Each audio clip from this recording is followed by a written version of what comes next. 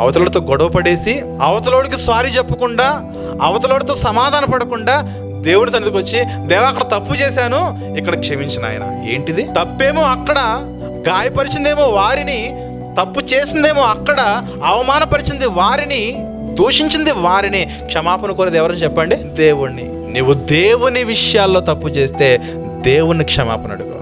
మనుషుని విషయాల్లో నువ్వు తప్పు చేస్తే మనుషుని క్షమాపణ కోరాలి. మనిషి ఏం చేస్తున్నాడంటే మనుషులందరి విషయాల్లో విరోధంగా, వైరంగా బ్రతుకుతున్నాడు. కానీ దేవుని దగ్గరకు వచ్చి, దేవా తప్పు చేసిందంటే, ఎవరి దగ్గర తప్పు చేసావు నాయన అంటే, దేవుడు అంటున్నాడు, దేవా నీ దగ్గర తప్పు చేయలేదు, నీ సన్నిధిలో తప్పు చేయలేదు, మనుషుల ఏడలో తప్పు చేశాను నాయన అంటే, గో ఫస్ట్ వెళ్ళు, మనుషుల దగ్గరికి వెళ్ళు. ఆ మనుషుల ప్లేస్లో నీ భర్తే ఉన్నా, భార్య ఉన్నా, తల్లే ఉన్నా, తండ్రే ఉన్నా, తోబుట్టువే ఉన్నా, కొడుకే ఉన్నా, కూతురే ఉన్నా, వారి దగ్గర క్షమాపణ కోరు.